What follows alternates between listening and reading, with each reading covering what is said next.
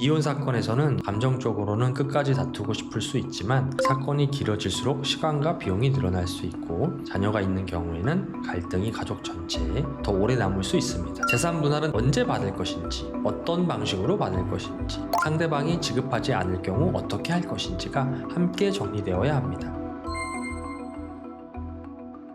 안녕하세요. 당신과 끝까지 함께하는 변호사 박선정입니다. 오늘은 제가 대리했던 이혼 사건 중에 재판으로 길게 다투기보다는 의뢰인이 원하는 핵심 조건을 중심으로 신속하게 이혼 조정을 성립시킨 사건을 설명드리겠습니다. 이혼 사건에서는 중요한 것은 무조건 오래 다투는 것이 아니라 의뢰인이 필요한 결과를 현실적으로 확보하는 것입니다. 감정적으로는 끝까지 다투고 싶을 수 있지만 사건이 길어질수록 시간과 비용이 늘어날 수 있고 자녀가 있는 경우에는 갈등이 가족 전체에 더 오래 남을 수 있습니다. 그래서 이혼 사건에서는 판결까지 가는 것이 유리한 사건인지, 조정을 통해 핵심 조건을 빠르게 정리하는 것이 유리한 사건인지 초기 단계에서 방향을 잘 잡는 것이 중요합니다. 오늘 영상에서는 이혼 조정이 왜 실질적인 해결이 될 수 있는지, 그리고 조정에서 어떤 조건들을 반드시 구체적으로 정리해야 하는지를 말씀드리겠습니다. 이 사건은 부부가 서로 이혼을 원하면서도 재산 문제와 자녀 문제를 두고 입장 차이가 있었던 사건입니다. 처음에는 한쪽이 이혼을 청구했고 상대방도 반소를 제기하면서 위자료와 재산 분할, 양육권, 양육비를 함께 청구했습니다.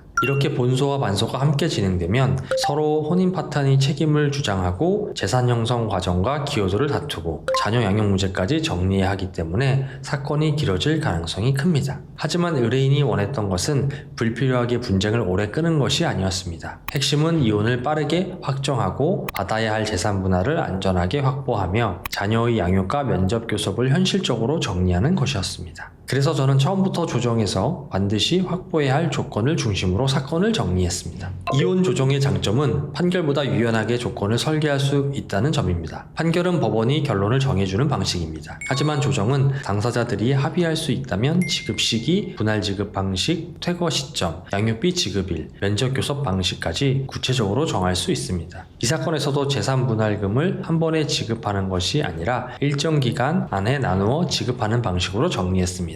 다만 여기서 중요한 것은 단순히 나누어 지급한다로 끝내서는 안 된다는 점입니다. 상대방이 지급을 미루거나 일부만 지급할 경우를 대비해 기한을 어기면 남은 금액 전체에 대해 즉시 지급 의무가 발생하도록 정리했습니다. 또 지연될 경우 지연 손해감이 붙도록 조항을 두었습니다. 이런 조항이 있어야 재산 분할 합의가 실제로 이행될 가능성이 높아집니다. 이 사건에서 중요한 쟁점 중 하나는 재산 분할이었습니다. 재산 분할은 단순히 얼마를 받을 것인가 만의 문제가 아닙니다. 언제 받을 것인지, 어떤 방식으로 받을 것인지, 상대방이 지급하지 않을 경우 어떻게 할 것인지가 함께 정리되어야 합니다. 이 사건에서는 의뢰인이 받을 재산 분할 금액을 정하고 그 지급 시기를 구체적으로 나누어 정했습니다. 또한 일부 금액이 지급되면 기존에 진행해 두었던 재산 보전 조치를 해제하고 나머지 금액까지 모두 지급되면 거주지 정리와 퇴거 문제까지 함께 마무리하는 구조로 만들었습니다. 즉 돈을 받는 문제와 부동산 거주지, 기존 보전 처분 문제를 따로따로 남겨두지 않고 한 조정 안에서 연결해 정리한 것입니다. 이혼 사건에서는 이런 부분을 대충 합의하면 나중에 또 다른 분쟁으로 이어질 수 있습니다.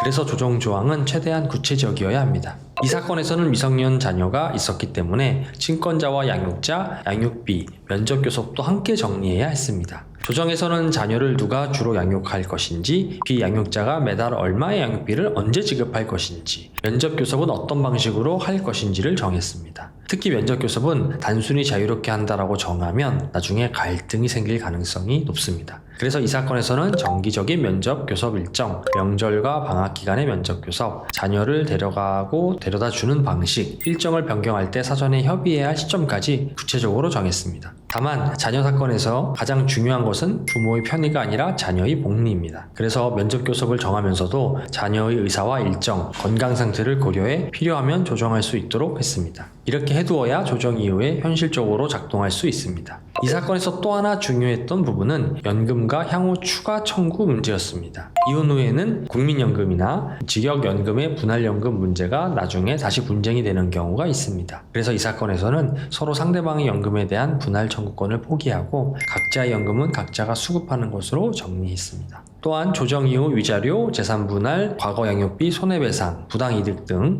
혼인생활과 이혼에 관련된 추가 재산상 청구를 서로 제기하지 않기로 하는 조항도 넣었습니다. 이러한 조항은 매우 중요합니다. 이혼 자체는 끝났는데 이후에 또 다른 민사나 가사 분쟁이 이어진다면 의뢰인 입장에서는 진정한 해결이 아니기 때문입니다. 그래서 저는 이 사건에서 현재 이혼만 정리하는 것이 아니라 앞으로의 분쟁 가능성까지 차단하는 방향으로 조정을 진행했습니다. 이혼 조정은 단순히 양쪽이 적당히 양보해서 끝내는 절차가 아닙니다. 오히려 조정에서는 무엇을 양보할 수 있고 무엇은 반드시 지켜야 하는지 처음부터 기준을 세워야 합니다. 이 사건에서도 저는 의뢰인이 가장 중요하게 생각하는 부분을 먼저 확인했습니다. 신속한 이혼인지, 재산 분할 금액인지, 실제 지급 가능성인지, 자녀 양육의 안정성인지, 향후 추가 분쟁 방지인지 우선순위를 정했습니다. 그 다음 조정에서 그 우선순위가 조항으로 반영되도록 했습니다. 재산 분할금은 금액뿐 아니라 지급 기한과 지연 시 효과를 넣고, 양육비는 지급 시기와 기간을 명확히 하고, 면접 교섭은 현실적으로 이행 가능한 방식으로 정리했습니다. 이혼 조정에서 중요한 것은 좋아 보이는 합의가 아니라 실제로 지켜질 수 있는 합의입니다. 이혼 사건은 무조건 오래 싸운다고 좋은 결과가 나오는 것은 아닙니다. 때로는 조정을 통해 핵심 조건을 빠르게 정리하는 것이 의뢰인에게 더 좋은 해결책이 될 수 있습니다. 다만 조정을 한다고 해서 대충 합의해도 된다는 뜻은 아닙니다. 재산 분할 금액과 지급 시기, 미지급 시 조치, 친권 양육권, 양육비 면접 교섭, 연금 문제 향후 추가 청구 후기까지 구체적으로 정리해야 합니다. 비슷한 상황에 놓이셨다면 조정이면 그냥 적당히 합의하는 것이라고 생각하지 마시고 내가 반드시 지켜야 할 조건이 무엇인지부터 차분히 정리해 보시는 것이 중요합니다. 당신과 끝까지 함께하는 변호사 박선정이었습니다. 감사합니다.